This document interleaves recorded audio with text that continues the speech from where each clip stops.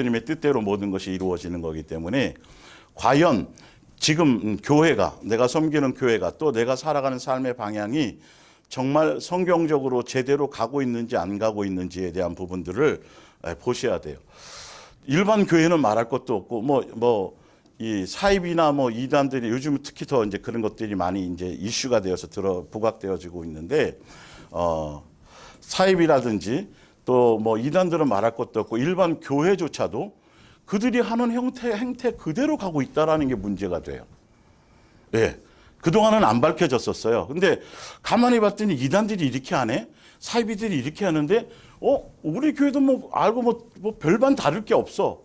교회들이 나가는 게 끊임없이 뭔가를 사람을 많이 모으라고 얘기하고, 끊임없이 헌신하라고 얘기하고, 돈을 내라, 시간을 바쳐라, 뭘 해라고 계속 외형만 키워가고 있는데, 과연 그게, 이 성경적으로 봤을 때 우리는 자유로울 수 있느냐라는 것이죠. 우리는 이것에만 답이 있는 거잖아요. 나중에 예수님 앞에 갈 때 억울하지 않으려면 그래도 성경에 있는 대로 저는 이렇게 살았습니다라고 말한 거기에 대해서는 없는데 예수님이 펼쳐 보여주시고 하는데 이런 게 있었었어요? 몰랐는데요. 이러지는 말아야 될 거 아니냐는 거죠. 제가 목요일날 말씀드렸지만 부자와 나사로에서 부자가 왜 아버지 아브라함이요 섬기고 다 하고 계속 그 얘기를 하잖아요. 아버지라고 붙이는 게 쉬운 게 아니란 말이에요.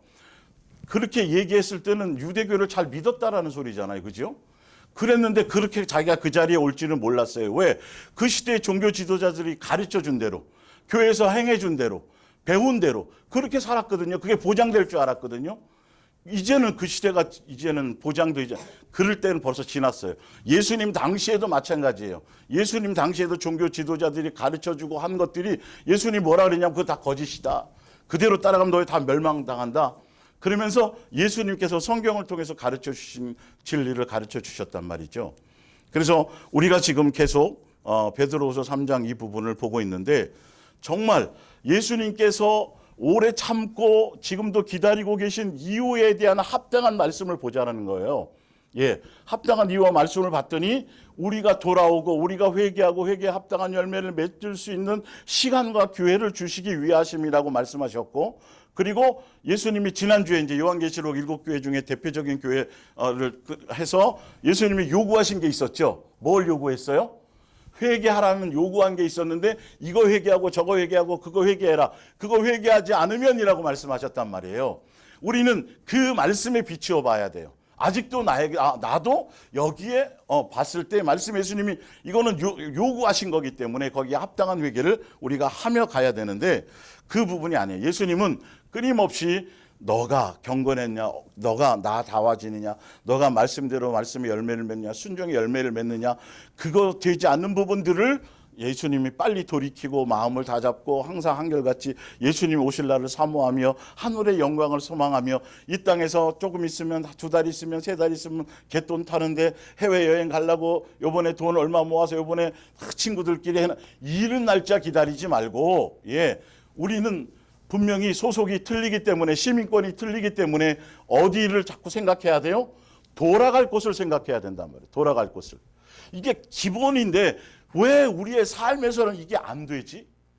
왜 말씀을 듣고 가르침을 받고 예배를 드리는데 왜 자꾸 예수님에 대한 생각과 하늘에 대한 소망과 세상 것이 멀어지고 세상 취미가 멀어지고 점점 더 선명하게 하늘에 대한 소망이 더 선명해지고 눈에 보이지 않는 예수님이 더 느끼는 것이 더 강해지고 말씀이 이게 옛날에는 막연하게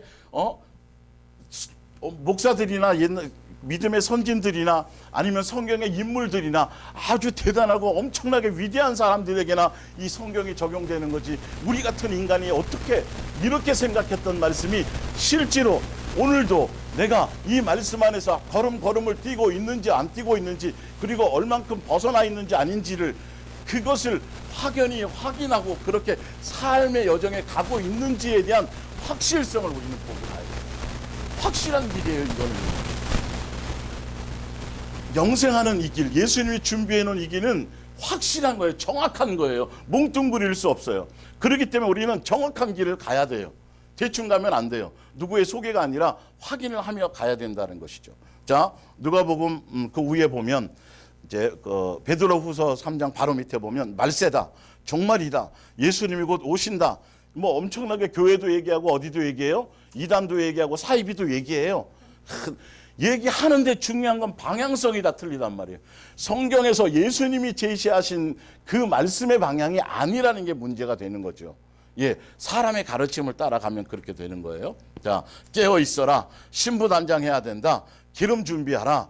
강단에서 또 강조하는 말은 많이 하면서 예수님께서 말씀하신 대로 바르게 준비하도록 가르치고 인도하지 않는다면, 그리고 성경에 기록된 열매로 개인도 교회도 분야로 오는 그런 시간, 교회가 나가는 방향이 성경대로 제대로 나가고 있는지 보자는 예수님이 제시한 것을 봤을 때, 그래서 성경은 예수님께서 오래 참고 계신 회개하고 회개에 합당한 열매를 맺으라고 말씀하시고 있지만, 교회는 지금도 뭐예요? 연연히 뭐예요?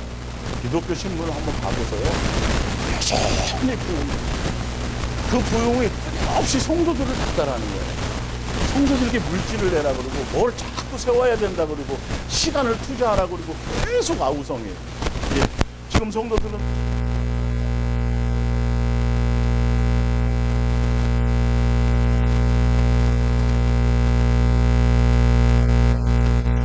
얘기하자면 예전에 우리가 종교심 안에서 정말 열심을 냈을 때 나중에 봤더니 지나고 봤더니 착취였더라.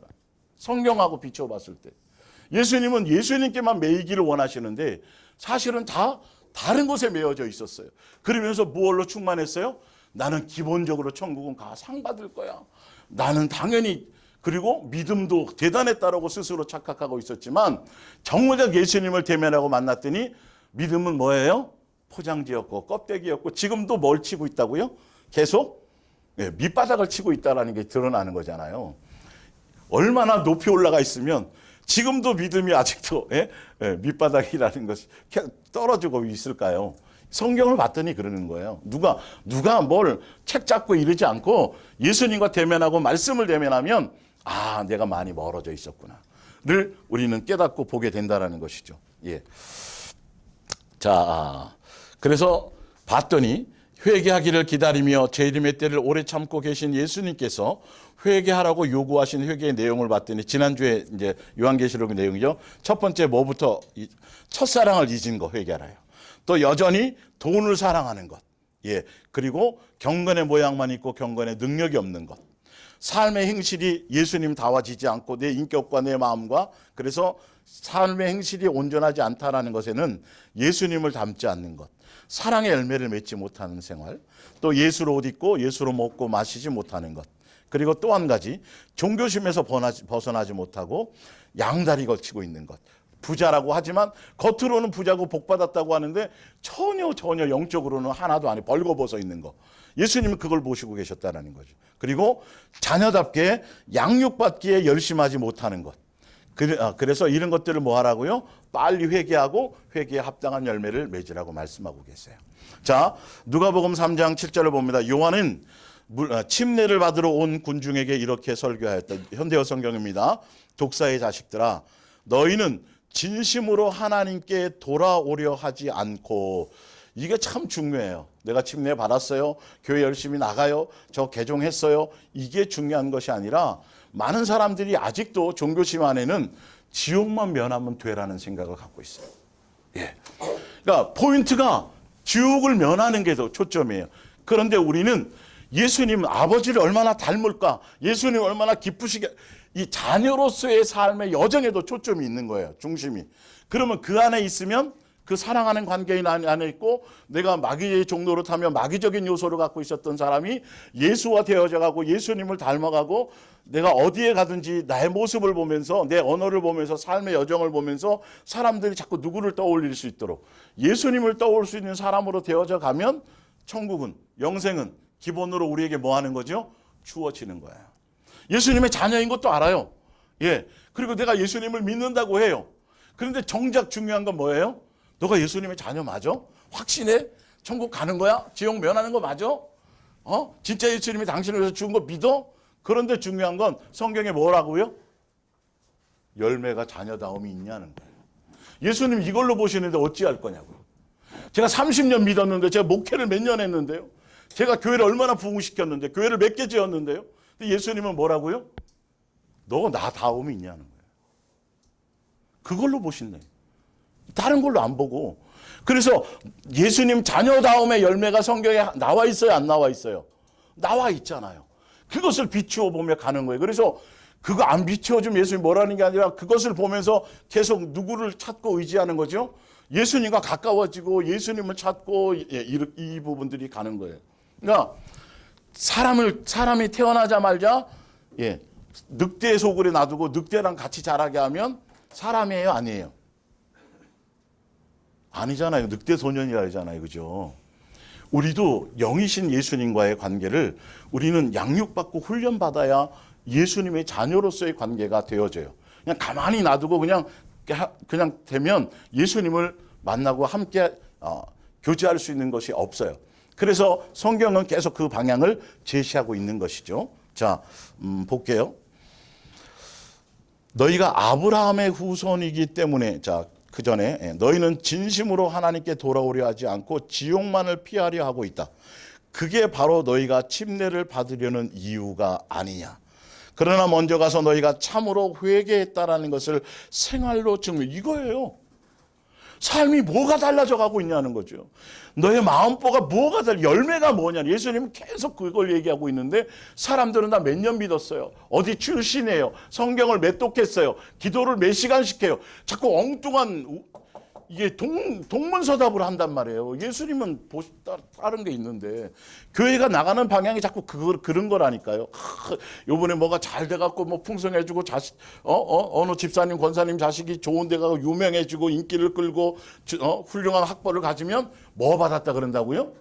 교회에서 복 받았다고 칭찬하고 막 그러니까 그 중에 또 자기 자식은 또 그런 쪽으로 관심이 없잖아요. 또 공부는. 그러면 나는 좀 잘못 믿었나? 전혀 복음하고는 관계없이 교회에서는 그런 얘기를 하는 곳이 아니라니까요. 사실은 외형과 외모와 세상적인 복을 얘기하는 것이 아니고 제대로 된 영의 눈을 떠서 예수님의 방향과 예수님의 시각에서 볼 수 있는 그것을 갖게 만들어줘야 되는데 똑같이 교회 다닌다고 천국 백성이라고 예수님을 믿는다고 사순절이니까 뭐 어떻게 해야 되고 아침마다 무슨 뭐 한 끼 금식 이걸 다 하는데 중요한 거는 세상 사람들이 갖고 있는 사고방식 그대로 그 기준 그대로로 살아가고 있는 게 문제란 말이에요. 예수님은 그걸 변화시키신다고요. 천국 백성 그러라고 이 땅에 두시는 거거든요. 우리를. 그래서 우리와 함께 동행하시는 것이거든요. 세상 철학과 세상 개념으로 세상 기준으로 살아가지 말라라고. 적어도 여기 있는 분들 세상 기준으로 봐가지고 뭐 자랑할 게 있어요? 아마 세상 기준으로 좀 잘 나가는 사람들이 봤을 때 저 찌질하는 것들 그러니까 맨날 교회 가가지고 주일날 가서 무슨 예배를 드리고 있지. 아이고 참 이렇게 우리는 조롱받을 수도 있어요. 사실 알고 보면. 이해가 가세요?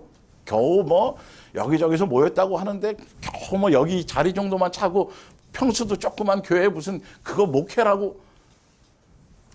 대형 교회는 부목사님이 구역 하나보다도 우리는 10분의 1도 안 돼요. 예를 들자면 그런 기준으로 우리도 성공이라고 생각하고 위축되어지고 세상 개념으로는 하나도 칭찬받거나 존경받을 이유가 없어요.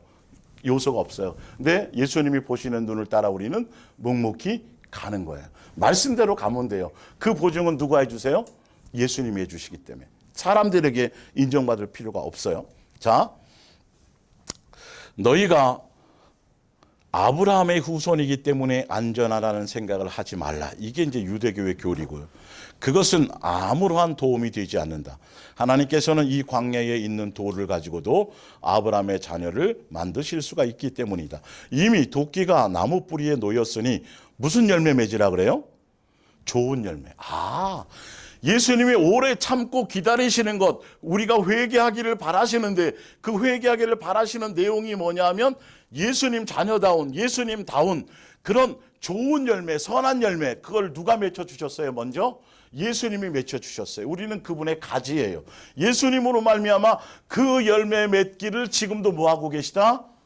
기다리고 계신다. 오늘도 또 계속 우리는 하나하나 열매를 맺어가고 있는 것이죠. 그러면서 좋은 열매 맺지 아니하는 나무마다 찍혀 불에 던져지리니 무리가 물어 이르되 그러면 우리가 무엇을 하리이까 어떻게 하리이까. 그러면 예수님이 뭐라 그럴까요? 너의 경건한 삶의 경건함을 돌아보라. 예수님을 향해 고개를 들어라. 너 예수님을 찾으라. 예수님을 구하라. 예수님을 생각하라. 그래서 예수님에게서 답을 얻어서 너에게 기준을 보여주었으니 예수님 다음으로 삶의 여정을 가라. 이렇게 말씀하실 거란 말이에요. 예. 자, 그 밑에 봅니다. 마태복음 7장 18절에 좋은 나무가 나쁜 열매를 맺을 수 없고 못된 나무가 아름다운 열매를 맺을 수 없느니라. 19절에 아름다운 열매 맺지 아니하는 나무마다 찍혀 불에 던져지느니라. 20절 그들의 열매로 그들을 알리라. 거짓 선지자들에 대한 얘기지만 우리도 마찬가지고, 그런데 여기서 마태복음 7장에서 얘기하는 건 18절이에요. 아름다운 열매 맺으려면 뭐가 달라져야 돼요? 나무가 달라져. 내가 달라지지 않으면, 내 속이 달라지지 않으면 절대 열매를 맺을 수 없어요. 그러니까 거짓 선지자들인 겉으로는 아름답고 겉으로는 대단하고 겉으로는 화려하고 겉으로는 학벌이나 뭐 세상 지위나 이것으로 포장을 많이 했는데 그들의 열매를 봤더니 무슨 열매가 아니다? 아름다운 열매가 아니다. 그러면 그 사람들은 무슨 나무다? 안 좋은 나무. 그거 보라는 거예요. 열매로 그걸 보라는 거예요. 이거는요, 어느 누구에게나 다 공평해요. 말씀을 전하는 역할을 가진 사람이나 성도 누구나 다, 예수님으로 말하면 모든 사람들을 다 믿든 안 믿든, 믿는 자든 오래 믿었든 간에 하등의 문제가 없어요. 학벌과 관계없어요. 세상 명예와 지위와도 관계없어요. 예수님 앞에 딱 서면 어느 누구랑 관계없이 무엇으로 보신다? 열매로 보신다. 누구다운 열매? 예수님다운 열매. 그러니 우리도 희망이 있어요. 우리도 희망이 있어요. 아무것도 세상 기준으로 세상 것으로 아무것도 자랑하거나 내세울 것이 없고, 예, 뭐 훌륭한 부모도 아니었고, 또 뭐 훌륭한 자식도 못 되었고, 사실 여러 가지로 부족한 것들이 그나마 그래도 조금 내세울 것이 조금 있었다고 생각했는데, 예수님을 가까이 대하면 대할수록, 예수님이 생명의 빛을 내게 비추어주면 비추어줄수록 그게 다 아무것도 아니. 그게 다 형편없는 것들이었구나를 어떻게 된다? 발견해서 사실은 그 여정이 우리 속에, 그게 사실을 알고 보면 여러분들이 지금 삶의 현장에서 양육받으면서 어떤 때는 부끄러움을 느끼고 어떤 때는 좌절을 느끼고 형편없음을 느끼는 게 사실은 뭐다? 정상적인 길이다. 그게 축복의 길이다. 모세가 광야로 살인자가 되어서 쫓김받아서 유배당할 때 그의 마음의 심정은 어땠을까요? 그렇죠? 굉장한 좌절이고 굉장한 이상하다. 내가 다른 생각 먹은 것이 없는데. 예. 그런데 누구의 입장에선? 예수님의 입장에서는 지극히 축복된 길. 이제야 이제 방향을 돌이켜서 진짜 예수님의 은혜의 길로 이끄시는 건데, 이 예수님의 시각을 종교 안에서는 벗어나지 못하는 거예요. 종교심 안에서는. 그래서 세상에서 자꾸 두각을 나타내고 세상에서 자꾸 뭔가 화려해져야 그렇다라고 착각한단 말이에요. 그런데 예수님은 그렇지 않았어요.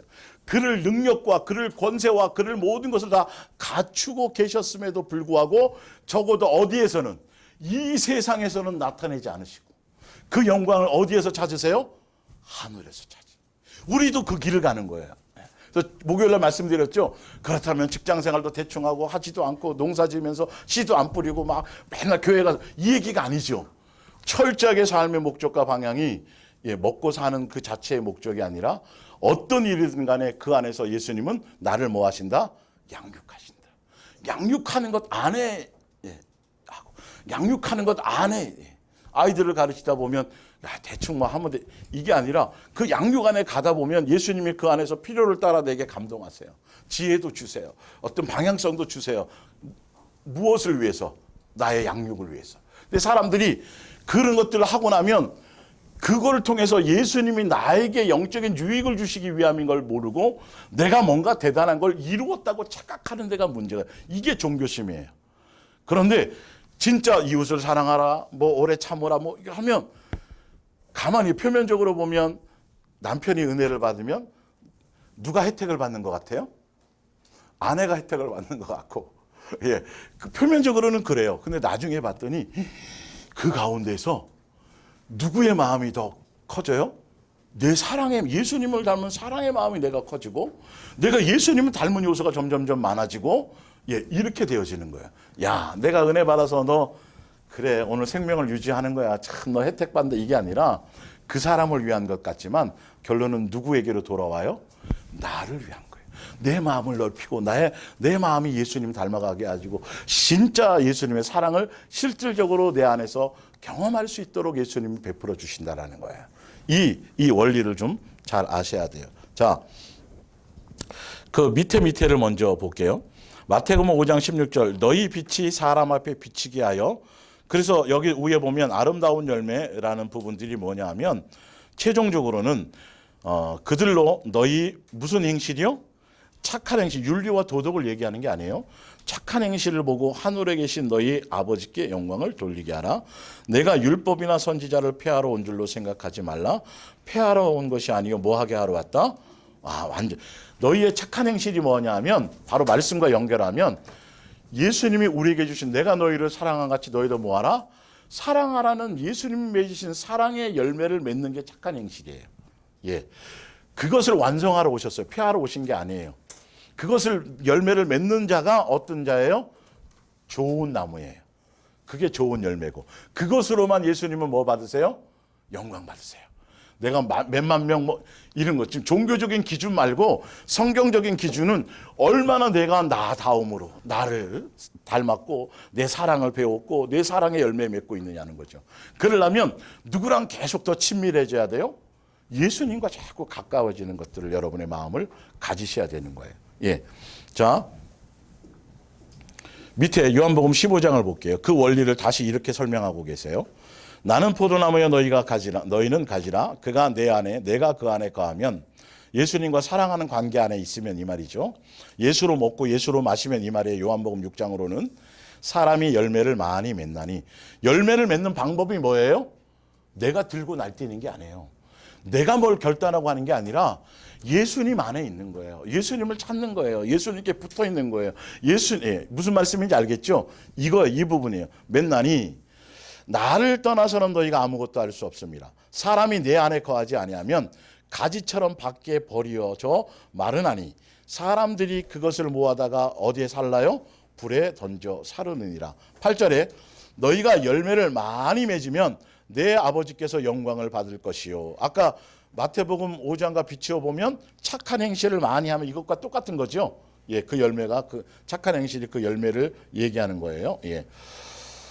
너희는 내 제자가 되리라. 16절에 너희가 나를 택한 것이 아니요. 예수님이 우리를 부르시고 택한 거 맞아요? 근데 택하고 부르신 이유와 목적이 성경에 나와 있어요. 내가 너희를 택하고 세웠나니 이는 너희로 가서 뭘 하게 하려고요? 열매를 많이 맺게 하려고요. 무슨 열매요? 예수님다운 열매. 예. 예수님은 다른 거 보시지 않아요. 너가 나를 믿어? 너가 나를 배웠어? 너가 나를 알아? 너가 나를 사랑해? 성경에 나와 있는 대로 예수님도 성경에 나와 있는 대로 삶을 사신 것처럼 성경의 기준으로 보자면 얼마나 내가 나를 닮았느냐, 닮아가고 있느냐는 거예요. 예수님 다움이 있느냐는 거예요. 그것은 겉으로가 아니라 무엇이 달라져야 된다고요? 마음보가 달라져. 마음보, 심보가 달라지지 않으면 아무것도 달라져. 사람은 속일 수 있지만 예수님은 만홀히 여김을 받지를 않으세요. 자, 그것을 위해서 너희를, 제자들뿐만이 아니라 지금 예수님의 제자들의 가르침을 따라 복음을 따라 지금 믿는 우리도 결론은 예수님이 부르시고 택하신 이유가 뭐라고요? 열매 맺게 하려고. 그러려고 부르셨다라는 거예요. 예, 자, 또 너희 열매가 항상 있게 하여 내 이름으로 아버지께 무엇을 구하든지 다 받게 하려 함이라. 이거는 단순히 종교적인 기도 목적 그거 아니에요. 나중에 기회가 되면 더 깊은 의미로 이거를 설명을 드릴게요. 오늘은 그게 아니니까. 17절 내가 이것을 너희에게 명함은, 명령으로까지 함은 이 말이에요. 너희로 서로 뭐하게 하려고? 사랑하게 하려 함이라. 마귀적인 뱀사랑은 겉으로 정도 있고 인정도 있고 눈물도 있고 사랑이 엄청 많은 것 같은데 어떤 때 보면 예수님의 아가페 사랑이 잔인하기도 해요. 매정한 것 같아요. 냉정한 것 같아요. 그런데 보세요. 부부끼리도 마찬가지고 부모와 자식끼리도 마찬가지고 자식이 말 잘 듣고 부모의 마음을 기쁘게 해줄 때는 좋을 때는 어떻게 해요? 그 자식을 위해서 내가 장기도 뽑아줄 수 있을 것 같고 어떤 때는 대신 죽을 수 있을 것 같기도 하는데 갑자기 사춘기가 돼가지고 대들고 악쓰고 막 그러면 그 마음이 계속 충만해요? 사라져요? 당장 때려 죽이게 돼. 인간의 뱀사랑이라는 게 부모의 사랑이 굉장히 고귀한데도 가장 닮았는데도 불구하고 그것조차도 한순간에 무너질 수 있다는 거죠. 그리고 반드시 보상심리가 생긴다는 거예요. 그냥 이유 없는 사랑이 아니라 반드시 보상심리가 생겨져요. 그 사랑이 아니라 진짜 예수님으로 말미암은 사랑, 예수님이 기준 세워주시는 사랑, 어떤 때는 살려야 되고 어떤 때는 도와야 되고 어떤 때는 멈춰야 되고 어떤 때는 죽여야 되는 그 기준이 누구예요? 예수님. 그래서 항상 예수님을 떠나서 예수님으로 말미암은 것을 가지 않으면 이거는 온전해질 수가 없어요. 다른 어떤 방법으로도 안 돼요. 오직 예수님과 인격적인 관계 안에 붙어 있을 때만이 되는데 그래서 이 땅에서 예수님 자녀다움으로 이 땅에서 다 양육되어지고 그리고 어디에 가서 하늘에 가서 함께 누리는 거예요. 하늘에 가서. 그러니까 대학교 이제 보면 전국에 있는 다 고등학교까지 각자 다 여기저기서 시골에서 나오든 어디서 나오든 다 나오고 원하는 대학에 가서 다 출신들이 다 틀리잖아요. 그죠? 원하는 대학에서 한 자리에 다 모여서 대학을 공부를 하는 것처럼 전 세계적으로 흩어져서 곳곳에 다른 문화 속에서 살지만 그러나 누구의 예수님의 가르침을 받아서 그 동일한 내용 안에서 어디에서 하늘나라에서 서로 그 모든 것들을 누리며 살아가는 하늘에 가서는 기회가 없어요. 이 땅에서만이 가능한 거예요. 이해가 가시죠? 예. 하루만 해도 몇 시간만 해도 예수님은 양육을 마칠 수 있다 없다? 있다요. 예. 있다. 자, 그리고 그 위에 봅니다. 요한복음 8장 37절. 나도 너희가 아브라함의 자손인 줄 안다. 인정하세요. 유대교회 사람들에게. 그리고 하나님이 너희 아버지라는 것도 안돼요. 그런데 예수님이 보시는 건 그러나 내 말이 진리의 말이 성경적인 말이 너희 안에 있을 곳이 없으므로 나를 죽이려 하는도다. 나는 내 아버지에게서 본 것을 말하고 너희는 너희 아버지에게서 들은 것을 행하느니라. 대답하여 이르되 우리 아버지는 아브라함이라 하니 예수께서 이르시되 너희가 아브라함의 자손이면 뭐라고요? 아브라함이 행한 일들을 할 것이거늘 지금 하나님께 들은 진리를 너희에게 말한 사람이 나를 죽이려 하는도다. 아브라함은 이렇게 했다 안 했다? 안 했다. 예수님의 때를 올 것을 사모하다가 기뻐했다라는 거예요. 예수님을 내가 그 주인공이 온 걸 아브라함이 나를 맞다라면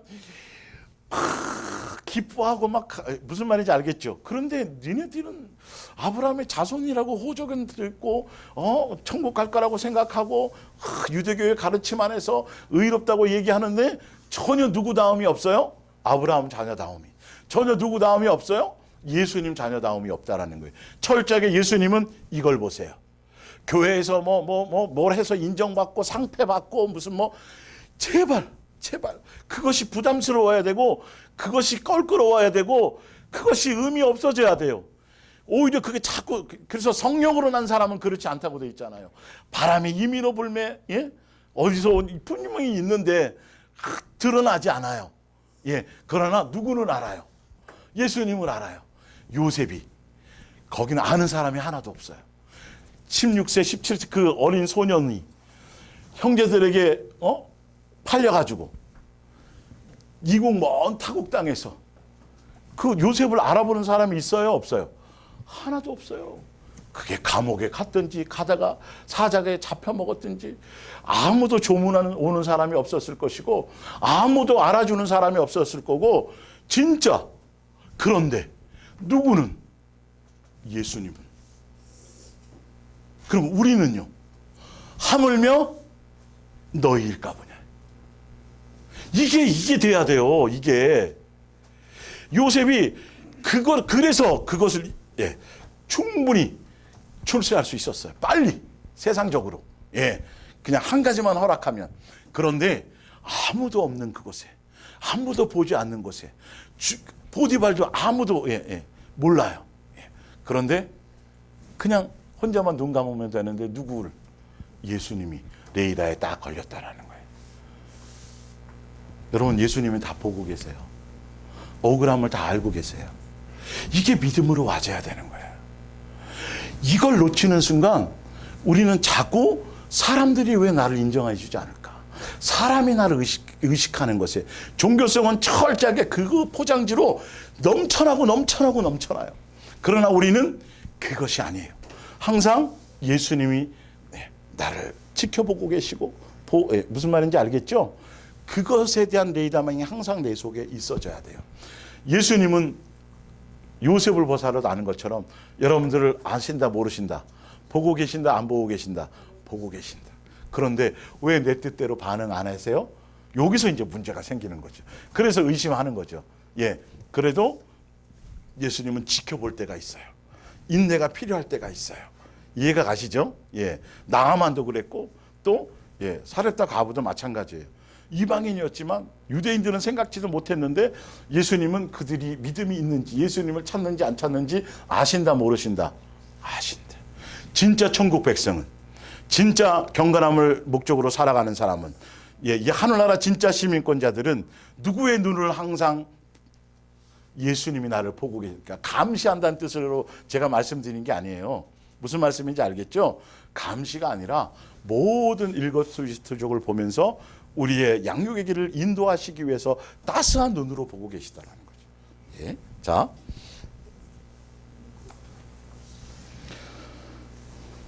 마태복음 24장 3절입니다. 예수께서 감난산 위에, 지난주에 온지 조금 달아드렸었죠. 종말의 말세 때에 위에 앉으실 때 제자들이 조용히 와서 이르되 우리에게 이루소서 어느 때에 이런 일이 있겠사오며 또 주의 임하심과 세상 끝에는 무슨 징조가 있사오리까? 예수께서 대답하여 이르시되 너희가 사람의 미혹을 받지 않도록 주의하라. 많은 사람이 내 이름으로 와서 이르되 나는 그리스도라 하여 많은 사람을 미혹하리라. 그때의 사람이 너희에게 말하되 보라 그리스도가 여기 있다 혹은 저기 있다 하여도 믿지 말라. 오직 거짓 그리스도들과 또 거짓 선지자들이 일어나 큰 표적과 기사를 보여 할 수만 있으면 택하신 자들도 미혹하리라. 그러나 그날과 그때는 아무도 안다 모른다. 하늘의 천사들도 아들도 모르고 오직 누구만 아신다. 아버지만 아신다. 그리고 42절에 답을 주신 게 있어요. 그러므로 깨어 있으라. 어느 날의 주가 너희 주가 임할런지 너희가 알지 못함이니라. 44절에 이러므로 너희도 뭐하라? 이게 답이에요. 여기 답이. 사실은 준비하고 있으라. 생각하지 않은 때에 인자가 오리라. 자꾸 날이나 현상이나 이거 정치적으로 돌아가는 거 사회 정황 보지 말고 항상 예수님께 마음을 두고 있으라는 거예요.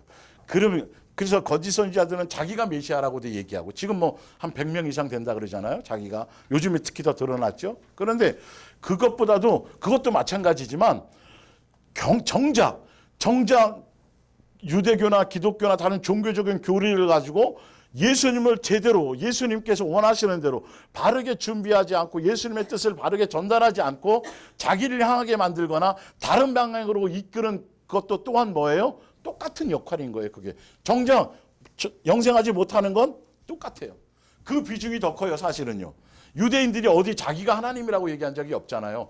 입술로는 그렇지 않은데 그들이 누구의 자리에 섰어요? 모세의 자리에 서고 예수님처럼 막 보니까 막 뺨따구도 때리고 그 타작마당이라고 그 멋대로 해석을 해가지고 그걸 또 맞고 있고 막 그러더만요. 실제로 뺨 때리는 건 그렇다 치지만 말로도 강단에서 하는 거 굉장히 많아요. 정신 바짝 차려야 돼요. 사실은요. 여러분은 예수님의 자녀이고 그리고 신분이 제사장이고 예수님을 아무 때나 예수님께로 나아갈 수 있는 자격을 부여받은 사람이에요. 왜 그렇게 살아요? 그렇죠? 예수님이 기뻐하실 것 같아요? 아니 너는 종이라면서 어떻게 내 자녀들을 섬기지를 못하고 소위 좀 나쁘게 표현하자면 그따구로 대우하니 이렇게 되는 거예요. 스스로의 권리를 차지하죠. 성경 안에서. 예수님이 우리에게 매이지 않도록 자유를 주셨는데 여전히 종교적인 굴레 안에서 그 자유를 박탈당하고 있음에도 불구하고 그 자유가 박탈당하는 정도가 아니라 그것 때문에 누구에게로 향할 수 없어요? 예수님에게로 향할 수 없고 오히려 그것 때문에 오히려 하다가 좀 한계가 오면 원망하고 불평하고 딜레마에 빠져버리고 그러는데도 불구하고 거기에 매여져 있다라는 자체가 예수님을 안타깝게 하고 있다라는 걸 분명히 정신 차려서 우리는 성경에 보는 말씀을 보고 제대로 찾아야 돼요. 그래서 제대로 된 중매를 받으셔야 돼요. 성경 안을 통해서. 방향성이 제대로 맞아야 된다라는 것이죠. 말세의 때, 종말의 때는 마찬가지예요. 다른 때와 시간과 절기와 뭐 상황을 보는 게 중요한 것이 아니라 항상 예수님과 동행하고 항상 아까 경건함을 가지고 예수님의 자녀다움으로 양육받는 것에 초점을 둬야 되는데 자꾸 방향성이 이단들이 하는 것처럼 사이비들이 하는 것처럼 왜 자꾸 성도들을 동원시키려고만 하냐는 거예요. 예, 제가 초대교회 말씀드렸죠. 초대교회 전도는 누구에게만 시켰어요? 제자들에게만 전도의 사명을 줬어요. 예, 사실은 알고 보면 뭐 지금도 그렇다라는 소리가 아니라 그만큼 포인트를 제대로 보고 가란 말이에요. 우리는 삶의 여정 안에서 너와 뭐가 구원받아요? 너가 구원받으면 너로 말미암아 너 무슨 한 글자 집, 두 글자 가정. 이 기본 원리를 아셔야 되는 거예요. 그래서 먼저 섬기고 먼저 깨닫는 사람이 죽어야 돼요. 그래야 그를 통해서 많은 열매를 맺을 수 있어요. 그것이 계속 예수님이 먼저 되고 또 계속 또 그거를 이어가는 거지. 예수님만 죽고 나는 쌩쌩이 살아가지고 막 협박하고 막 설득하고 이래서는 그거는 아무리 많은 사람을 모아놔도 그거는 예수님과 전혀 관계가 없어요. 그건 전도가 아니에요. 예. 그래서 예수님은 전도의 미련한 방법을 쓰셨다 그랬죠. 그 전도의 미련한 방법이 뭐예요? 성령이 전도하게 하시는 거예요. 예. 성령이 하게 하시는 거예요. 그게 그 뜻이에요, 사실은. 인간들 탁 해서 문 띵동 발 탁 집어넣고 이런 거 가르치는 거 아니고, 예, 저도 다 해봤걸랑요. 그거 아니고, 희한하게 그런 걸 하면 열매가 뭐로 나타나냐면 내 의로 나타나요. 내 자랑으로 나타나요. 그렇게 해가지고 전도해서 막 했더니 그 사람이 나를 또 별로 가깝게 안 해. 다른 사람하고 친해져. 그러면 이상한 마음이 이거를 전혀 이게 그런 소갈딱지 갖고 무슨 우리가 예수님의 자녀라고 말할 수 있겠냐는 거예요. 이런 것들을 우리는 자꾸 보여주시는 이유가 우리의 실체가 그렇다라는 거. 우리는 종교성이라는 종교의 포장지로 뭔가 무슨 척 많이 해왔기 때문에 그 척을 벗겨내는 거예요. 그걸 벗겨내야 뭐예요? 그래야 우리를 살리죠. 우리 안에 생명을 주시죠. 그 안에 예수의 사랑의 DNA를 심어 주실 거 아니겠어요? 그럴 때마다 우리는 뭐 해야 된다? 기뻐하고 감사하라. 예. 자, 사도행전 17장 22절에요. 바울이 아레오바고 가운데 서서 말하되 아덴 사람들아 너희를 보니 범사에 뭐가 많도다? 종교심과 신앙심이 많은 사람들이다. 이게 좋은 말이 아니에요. 우리도 여전히 종교심과 신앙심으로 예수님을 대하는 것이 아니고 아버지와 자녀의 관계 안에서 내 뜻을 내려놓고 아버지의 뜻에 순종해 가고 그 말씀대로 열매 맺어 가는 것에 초점을 두어야 돼요. 교회가 가는 방향이 그런 것이어야 됩니다. 예. 위에 보면 뒷장으로 종교심은 사람에게 집중하게 하고 보이려고 하고 또 많이 모으려고 하고 또 인기와 관심을 얻고 높임 받는 것, 또 종교적인 의식과 형식과 예식에 엄청나게 강조하고 비중을 두고 또 가문이나 출신이나 학벌이나 신분에 대한 차별을 가져요. 예, 자기 행위에 대한 자랑과 의의를 나타내려고 하고 또 결과적으로는 종교심은 이 세상과 세상의 것 그리고 더 깊숙하게 들어가면 돈에 빠져 있어요. 결론은 돈이에요. 왜 자꾸 모으려고 그러고 왜 자꾸 뭐를 하려냐면 결론은 돈이에요. 밑바닥 가보면 돈이에요. 아니라고 천만의 말씀이에요. 예. 그래서 그걸 슬로건 안에 계속 물질을 동원시켜요. 계속 어떤 헌신을 추구해요. 그런데 정작 그것을 헌신하고 하는 사람들에게는 하나도 돌아가는 게 없어요. 딱 하나 봐. 예. 그런 것들에 속지 말라는 거예요. 예. 자, 마태복음 23장 13절입니다. 예. 화 있을진저 외식하는 서기관들과 바리새인들이요. 종교심에 대한 것을 얘기하는 거예요. 열매가. 너희는 천국문을 사람들 앞에서 닫고 너희도 들어가지 않고 들어가려 하는 자도 들어가지 못하게 하는도다. 종교심의 결과는 이거예요. 예수님에 대한 것도 아니고 하늘에 대한 소망도 아니고 사실은 정작 그걸 표방하면서 예, 결론은 뭐라고요? 그 길을 정작 그 길을 막은 본인들도 몰라요. 소경이라 그런 거 하는 것을 몰라요. 그래서 우리는 무엇으로 알아야 돼요? 성경에 기록된 말씀에 그걸로 열매로 보고 그걸 알아야 돼요. 자, 그러면서 15절에 화 있을진저 외식하는 서기관과 바리새인들이여 너희는 교인 한 사람을 얻기 위하여 교인을 얻으려고 그래요. 그래서 자기 교회에 있는 교회의 숫자를 자꾸 늘리려고 한단 말이에요. 바다와 육지를 두루 다니다가 생기면 너희보다 배나 뭘 만들어요? 더 지옥 자식이 되게 하는도다. 마태복음 23장 24절을 봅니다. 맹인된 인도자여 무엇이 소경이냐면 하루살이는 걸러내고 낙타는 삼키는도다. 이 포도주 작업을 하다 보면 그 안에 뭐가 많이 생길까요? 날파리들이 많이 나와요. 그러면 그 날파리도 마찬가지고 낙타도 이스라엘 그 사람들에게는 부정한 짐승들이에요. 부정한 것들이에요. 근데 포도주 작업을 하면서 날파리가 끼면 그 망을 가지고 뭐는 걸러내려고 애를 쓰냐면 날파리는 잡아내려고 엄청 애를 써요. 부정한 거라고. 근데 낙타는 큰 덩어리잖아요. 낙타는 그냥 삼켜요. 그러니까 정작 신경 써야 될 건 신경 안 쓰고 하찮은 것에 목숨 걸고 자기 체면 유지하고 막 과장되게 뭐 쬐끔 해놓고 엄청난 거 뭐 하고 막 사진 찍고 뭐 이거 하고 정작 예수님이 중요하게 여기는 그거에 대해서는 그냥 막 넘어가고 막 이렇게 한다는 거예요. 그 외식한다라는 그 종교심에 대한 것을 비판하는 말이에요. 화 있을진저 외식하는 서기관들과 바리새인 이런 요소가 누구에게 있는지를 보라. 우리에게 있는지를 보라는 거예요. 이런 것들을 회개하기를 원하시는 거예요. 여전히 아직도 남아 있으니까. 예. 자, 잔과 대접에 겉은 깨끗이 하되 그 안에는 탐욕과 방탕으로 가득하게 하는도다. 눈먼 바리새인이여 너는 먼저 안을 깨끗이 하라.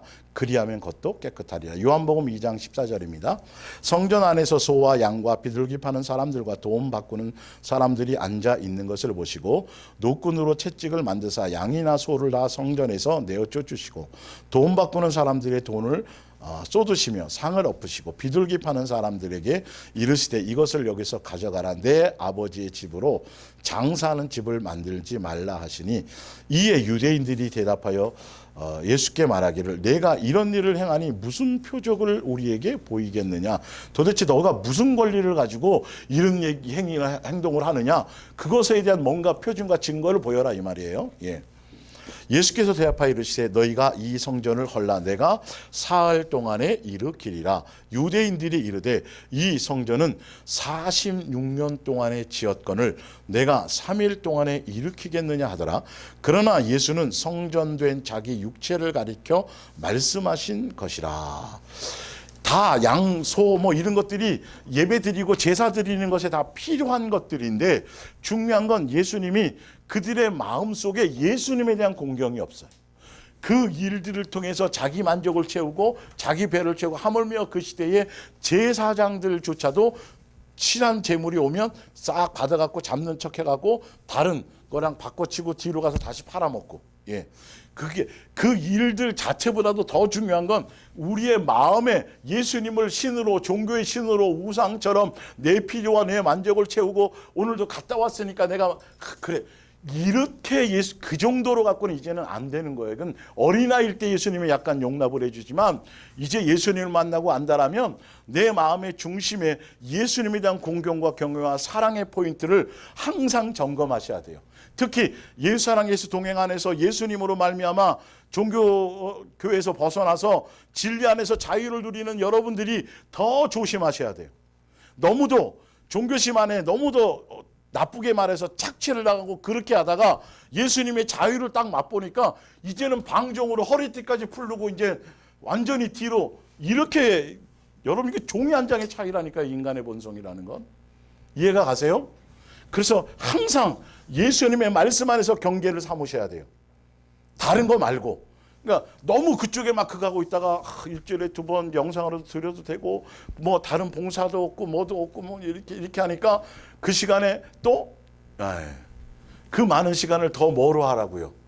예수님께 매일 하고요. 뺨 안 맞아도 되고 욕 안 먹어도 되고 뭐 물질의 헌신을 뭐 이르지 않아도 되고 예수 안에서 진리 안에서 자유를 누리지만 그러나 그 시간을 뭘로 하라고요? 서로 종노릇하고 서로 섬기면서 예수님의 자녀다움으로 양육받는 그 시간에 쓰라는 거지. 그 자유함을 줬더니 그거 가지고 다른 거 하라는 게 아니에요. 이해가 가세요? 예, 그 부분들이. 그러니까 여러분들이 어디 어떤 여행을 가든 뭐 가더라도 우리는 그 안에서 누구를? 예수님 안에 양육받는 거예요. 뭐 가서 물고기 잡지 말라는 소리도 아니고 그런 거 하지 말라는 소리. 꽃놀이도 가고 뭐도 가고 관계 없어요. 무슨 말인지 알겠어요? 그러나 그 모든 것들이 누구여야 된다? 예수님으로 말미암아 예수님과 함께 그 안에서 예수님을 느끼고 예수님을 배울 수 있도록. 그런데 많은 사람들은 그냥 그것에 취하여 살아가고 있거든요. 누구까지는 생각도 못하고 예수님 생각 못하고. 예, 이런 것들을 잘 경계하시고 가셔야 돼요. 자, 누가복음 21장 5절. 어떤 사람들이 성전을 가리켜, 그 예루살렘 성전이겠죠. 예, 그 아름다운 돌과 헌물로 꾸민 것들을 말하며 예수께서 이르시되, 예수님이 오시고 나서부터는 성전 개념이 건물 개념은 하나도 없어요. 아예 그냥 다 허물어 버리라고, 성전이라고 자꾸 생각하고 그걸 자랑하고 그것을 우상시하려고 같으면 없애버리라는 거예요. 진짜 성전은 정작 누구예요?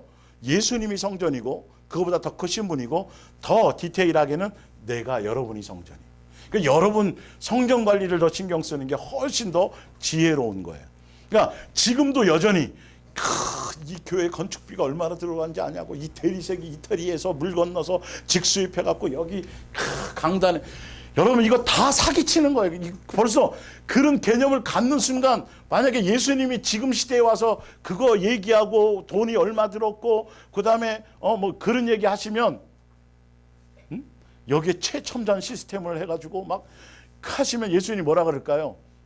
내가 벌써 3일 만에 헐어버려가지고 그 무너뜨리는 걸 또 다시 거기다 또 쌓니 이러실 거라고. 그러면서 끊임없이 빚까지 지고 성도들에게 본인이 다 자기 걸로 감당하면 그나마 괜찮죠. 다 누구에게 짐을 지워요? 성도들에게. 이건 진짜 보세요. 지금 이단들이 하는 것들이 그렇잖아요. 그래서 어디 나가가지고 사람 안 데려오면 돈으로라도 했고 돈이 없으면 사람 데려오라 그러고 그냥 도토리 키재기예요, 여러분. 성경하고 비교해 보시라니까요. 그거 아니에요. 제발 성경을 통해서 제대로 믿고 제대로 가란 말이에요. 착취당할 필요가 없어요. 예수님이 아니라 그랬잖아요. 건물 자랑하는 거 좋은 게 아니잖아요. 멋있게 지었던. 그래서 아직도 예루살렘 성전이 회복되지 않아요. 그리고 그 회복이 지금 실제로 이 땅이 아니라 하늘에서 회복됨을 얘기하는 거예요. 사실 알고 보면요. 그 건물 자체가 무슨 의미가 있어요. 지금에 와가지고는. 예전하고 경계선이 예수님이 성전으로 직접 실체로 오신 이후부터는 모든 개념이 영적인 의미라고 다 바뀌었다는 걸 아셔야 돼요. 지금도 종교적인 개념으로 자꾸 그런 거, 예배 의식과 형식 자체에 뭔가 대단한 뭔가가 있는 걸로 알고, 그게 아니라 마음의 중심에 예수님과 제대로 관계되어 있지 않으면, 예배에 대한 건 제가 목요일 날 끝나면 해드린다 그랬죠. 그게 안 되어져 있으면 예수님은 받지 않아요. 여호와의 절이라고 해놓고 막 양 잡고 소 잡고 하나님 다 해놓고 막 해도 예수님이 3,000명이나 죽여버렸어요. 예수님을 진노하게 만드는 거였어요. 그분은 우상이 아니에요. 인격이 하나님의 살아계세요. 스스로 계신 분이에요.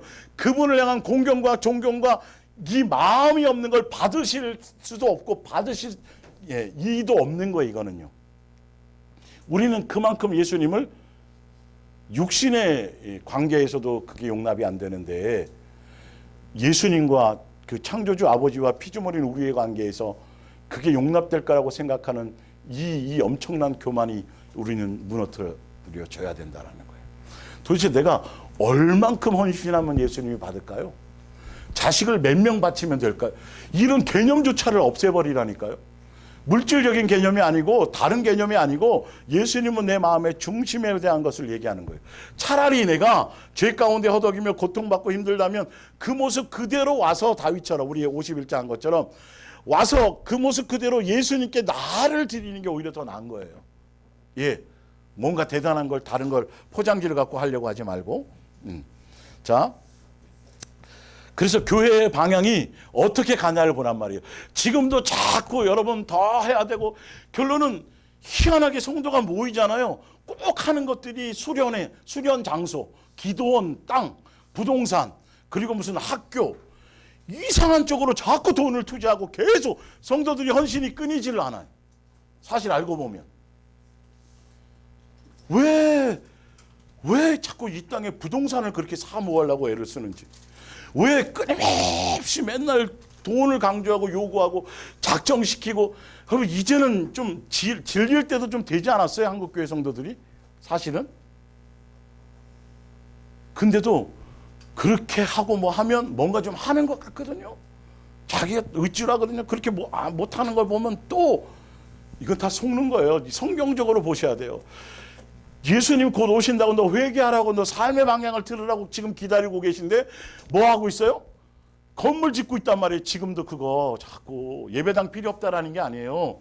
필요하면 거기에 합당하게 빚내지 않고도 합당하게 예수님이 할 수 있는 그 장소 외에 예수님이 허락하지 않겠어요. 그런데 그게 아니라 다 엉뚱한 거 동원해가지고 똑같이 그 짓들을 하고 있단 말이에요. 사실 알고 보면.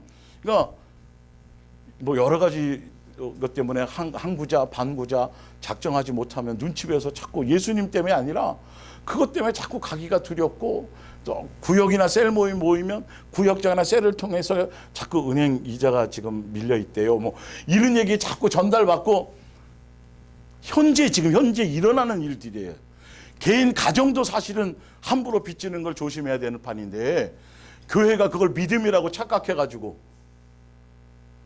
제가 이렇게 좀 적나라하게 얘기하는 이유가 있어요. 사실은 정신 정말 바짝 차려야 돼요. 속지 마요. 사기당할 필요가 없어요. 이거는 똑같은 짓들을 하고 있어요.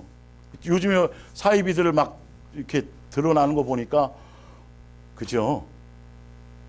그놈들만 죽일 놈들이 아닌 게 너무너무 많아요. 정신 바짝 차리세요. 예. 자, 예수님이 보시는 건 뭐냐 하면 마가복음 12장 33절입니다. 또 마음을 다하고 지혜를 다하고 힘을, 답을 주시는 거예요. 지금요. 다하여 하나님을 사랑하는 것과 또 내 이웃을 자기 자신과 같이 사랑하는 것이 뭐보다 낫다고 돼 있어요? 유대인들이 유대교 사상 안에서 엄청나게 뭐 예식과 절차와 막 거룩성과 막 그걸로 막 포장을 해서 엄청나게 대단한 걸 하려고 하는 그 껍데기보다는 훨씬 낫다는 거예요. 예수님이 뭐 보신다? 너의 마음을 보신다. 너의 삶의 열매를 보신다.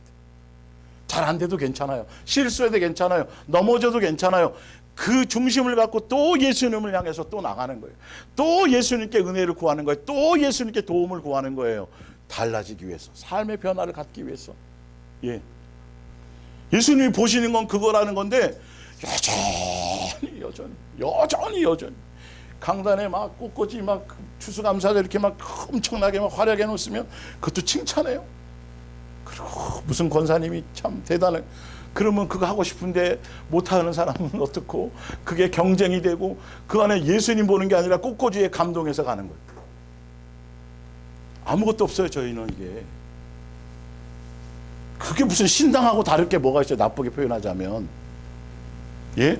그 열매가 어떻게 맺혀지냐를 보여라. 우리는 너무도 많이 봤죠. 그 열매. 당신만 꽃꽂이 했으니까 나도 해야지. 조그만 교회도 그것 때문에 싸워요. 이게. 처음에 출발은 예수님에 대한, 근데 그걸 잘못 가르치니까 그게 예수님에 대한 생각으로 성도들이 잘못 오해해서 그렇게 하는 거예요. 그 열매가 어떻게 맺어지는지를 보란 말이에요. 그러니까 나도 칭찬받았으면 좋겠고, 저 사람 아예